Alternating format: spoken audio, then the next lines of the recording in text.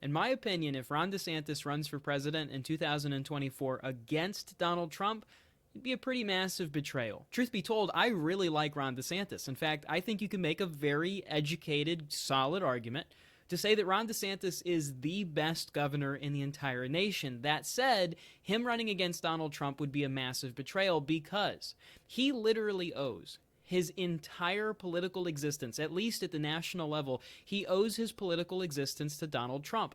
Before Donald Trump, there could have been no Ron DeSantis style figure. Trump came in and blew the barn doors off of all of the political establishment. He cleared the pathway for later figures like Ron DeSantis, who will have a fantastic political career ahead of him. He didn't have the greatest political career behind them, but he's doing really good right now. Anyways, Donald Trump set the precedent. He set the standard for other people like DeSantis to emulate. And DeSantis has undeniably, while doing a very good job, DeSantis has undeniably emulated. He has mirrored himself after Donald Trump, down to his mannerisms. You know, you'll see Donald Trump does certain things with his hands. It's huge. You know, he does the typical gestures that have become like part of just American life. You know who else does that? Ron DeSantis. Donald Trump has a rather unique cadence, his speech pattern. Frankly, the way that he talks. Some say the way that he talks is fairly unique. Ron DeSantis has mirrored that as well. Every major policy proposal of Donald Trump has been mirrored right by Ron DeSantis. Even if you think back to Ron DeSantis' election to become the governor of Florida, he even had advertisements where it was him and his son playing with building blocks to make like a fake wall. He was reading to his kids, him and his wife, stories about Donald Trump. He very much coattailed and piggybacked off of Donald Trump. In fact, he barely won his election in the state of Florida, and it's very possible he only was able to clinch victory because of a late endorsement by none other than Donald J. Trump. If he was to then turn around after coattailing, after, totally mirroring himself after Donald Trump, and then run against him, that's not a good look. It's not something I would appreciate. Again, I like Ron DeSantis. I think he's fantastic. I'm very happy with him. I think he has a great political future ahead of him. If he continues to do what he's been doing, it's absolutely awesome. But you don't swing at the king like that. Donald Trump deserves to have 2024. He deserves his second term. Undoubtedly, he deserves his second term. I hear a lot of arguments. People will say, well, Ron DeSantis, come on, he's more electable.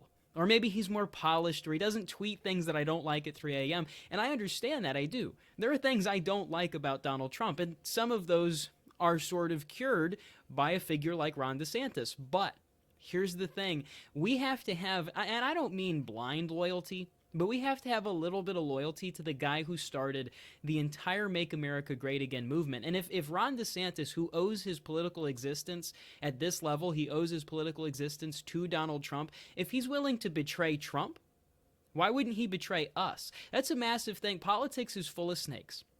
And it's really, really easy to play a part. It's really easy to be the knockoff, to be the off-brand, to be the great value version of somebody that we know and love. It's really easy to coattail. But sometimes you're not that guy. Donald Trump is that guy. He's the one who can't be bought. He's the one who's not a career politician. He's the one who bucks the system. He's the one who's not politically correct. He is that guy. And although Ron DeSantis has done a good job at emulating that, if we look at Ron DeSantis' career, he's a career politician. He goes back, and what's his history in college? He was like an Ivy League, either Yale or Harvard law graduate. He went into the military, served honorably. We love to see that kind of stuff.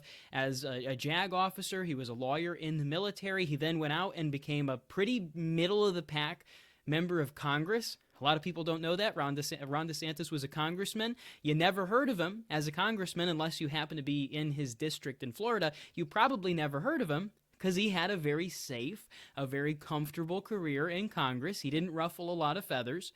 He perfectly has set himself up. I mean, scarily so. He has set himself up to be the next president of the United States. And again, that's not to say I don't like him. That's not to say that I'm afraid of him. I'm slightly cautious. I'm cautiously optimistic when it comes to his political future, but if he stabs Donald Trump in the back, he will pretty well be dead to me. And to address this idea that, Trump is no longer electable, remember, 2020 wasn't exactly we got to be careful because we're on YouTube. It wasn't exactly a year that is symbolic of American elections. It's not something that was just like, oh, that was a normal election where everything happened the way it normally does. It was a fairly unique circumstance. We had COVID at the very least. We had mass mail-in, I don't know if I can even say this, mass mail-in ballots were going around. We had a lot of things going on in 2020, and even still, Donald Trump got the most votes of any person who's ever run for re-election. That's massive. I don't trust certain things that happened. But anyways, nonetheless, it's really not going to matter for the people who say Ron DeSantis is more electable or he's not as polarizing. For one, you got to ask yourself, was Donald Trump polarizing or did the media make him polarizing? It wasn't so much what he said, it was the media coverage of what he said. And it'll be no different with Ron DeSantis. They'll make anyone into a monster. They made John McCain into a monster. They made Mitt Romney into a monster. They said the same things. Now, obviously to a lesser degree because they weren't as afraid of those guys, but they said the exact same things. Oh, he's a phobe, he's a racist, he's a this, he's a that. They'll apply the exact same journalistic bullcrap that they did to Donald Trump. They'll just simply turn around and apply it to Ron DeSantis.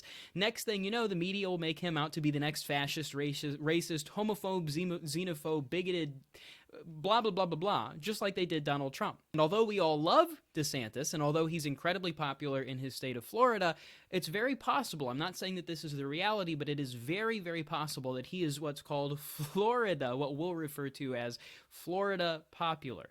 Donald Trump has been on the ballot in all 50 states 2 times. Ron DeSantis has never been on a ballot outside of the state of Florida. It's really easy to like a guy, in speculation and when we talk about it and when they do the polling early, but every conservative in the entire country has had the opportunity to vote for Donald Trump. They know his track record. They know what he's like, for example, on foreign affairs. They know Donald Trump. He is the name brand. Ron DeSantis is the great value.